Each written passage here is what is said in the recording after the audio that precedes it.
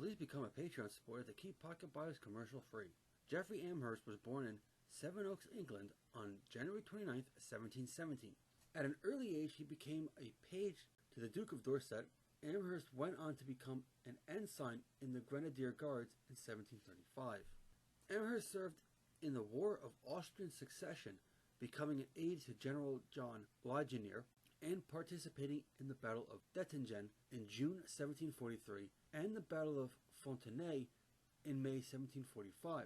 Promoted to lieutenant colonel on December 25, 1745, he also saw action at the Battle of Racou in October 1746.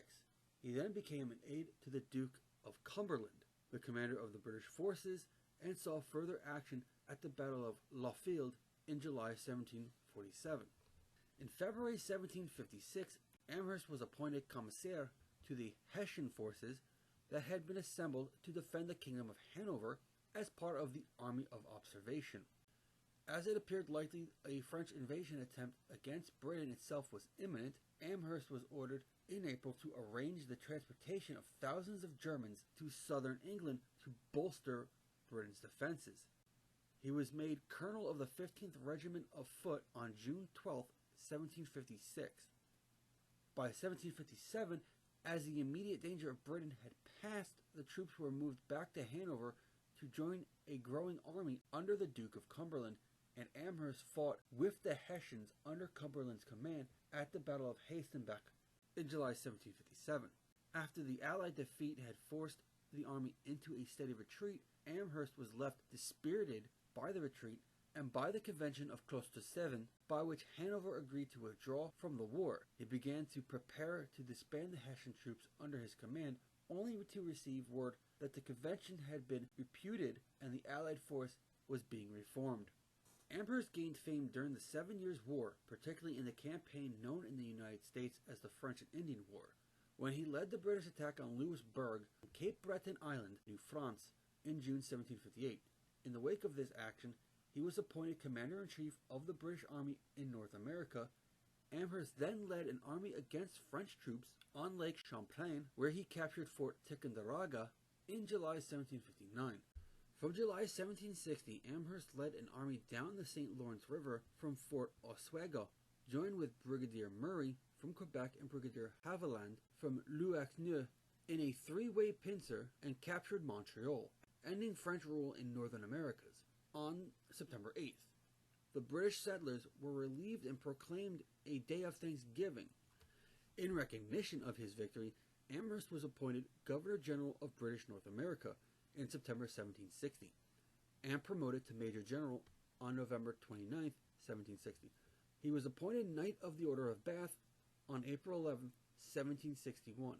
From 1753, when the French first invaded the territory, to February 1763, when peace was formally declared between the English and the French, the Six Nations and tenant tribes always maintained that both the French and the British must remain east of the Allegheny Mountains. After the British failed to keep their word to withdraw, a loose confederation of aboriginal tribes, including the Delawares, the Shawnees, the Seneca's, the Mingos, the Mohegans, the Miamis, the Ottawas, and the Wyandots, who were enraged with British post-war occupation of the region, banded together in an effort to drive the British out of their territory. One of the most infamous and well-documented issues during what became known as Pontiac's War was the use of biological warfare against the Aboriginals.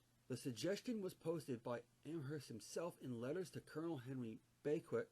Amherst, having learned that smallpox had broken out among the garrison of Fort Pitt, and after learning of the losses of his forts at Venego, Le Boeuf, and Presquisles, wrote to Colonel Beckwith, "Could it not be contrived to send the smallpox among the disaffected tribes of Indians? We must on this occasion use every stratagem in our power to reduce them." Beckwith agreed with the suggestion in a postscript when he responded to Amherst just days later on the 13th of July 1763. P.S. I will try to inoculate the Indians by means of blankets that may fall in their hands, taking care, however, not to get the disease myself. As it is a pity to oppose good men against them, I wish we could make use of the Spaniards' methods and hunt them with English dogs, supported by rangers and some loy horse, who would, I think, effectively expirate or remove that vermin. In response, also in postscript, Amherst replied, P.S. You will do well to try to inoculate the Indians by means of blankets, as well as to try every other method that can serve to expirate this execrable race. I should be very glad your scheme for hunting them down by dogs could take effect, but England is too great a distance to think of that at present. Amherst was summoned home, ostensibly so that he could be consulted on future military plans in North America, and was replaced as Commander-in-Chief of North America by Thomas Gage. Amherst expected to be praised for his conquest of Canada. However, once in London, England, he was instead asked to account for the recent Aboriginal rebellion. He was forced to defend his conduct. He was also severely criticized by military subordinates on both sides of the Atlantic Ocean. Nevertheless, Amherst was promoted to Lieutenant General on March 26, 1765, and became Colonel of the 3rd Regiment of Foot on November 1768. Amherst was raised to the peerage on May 14, 1776, as Baron Amherst of Holmesdale in the county of Kent, England. On the 24th of March 1778, he was promoted to full general. In 1778, when the British commander of North America, William Howe, requested to be relieved, Baron Amherst was considered a replacement by the government. However, his insistence that it would require 75,000 troops to fully defeat the rebellion was not acceptable to the government, and Henry Clinton was instead chosen to take over from William Howe in British America. Following the British setback at Saratoga, Amherst successfully argued for a limited war, keeping footholds along the coast, defending Canada, East and West Florida, and the West Indies, while putting more effort into the war at sea. A long-standing plan of the French had been the concept of an invasion of Great Britain, which they hoped would lead to a swift end to the war if it was successful. In 1779, Spain entered the war on the side of France, who in turn supported the colonial American rebels. The increasingly depleted state of British home forces made an invasion more appealing, and Amherst organized Britain's land defenses in anticipation of the invasion, which never materialized.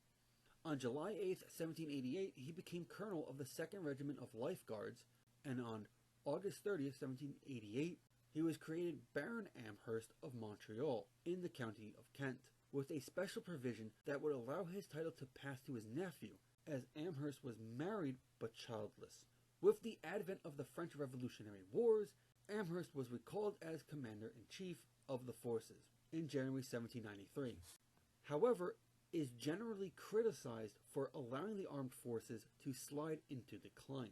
He retired from that post on February 1795. He retired to his home at Montreal Park and died on August 3, 1797. He was buried in the parish church at Seven Oaks. Several places are named for him: Amherstburg, Ontario; Amherst, Massachusetts; Amherst, New Hampshire; Amherst, Nova Scotia; Amherst, New York; and Amherst County, Virginia. However, Amherst's desire to exterminate the indigenous people is now viewed as a dark stain on his legacy, and various agencies, municipalities, and institutions have reconsidered the use of the name Amherst. As a side note, Azriel is a great substitute for Amherst, if anyone needs a simple replacement name.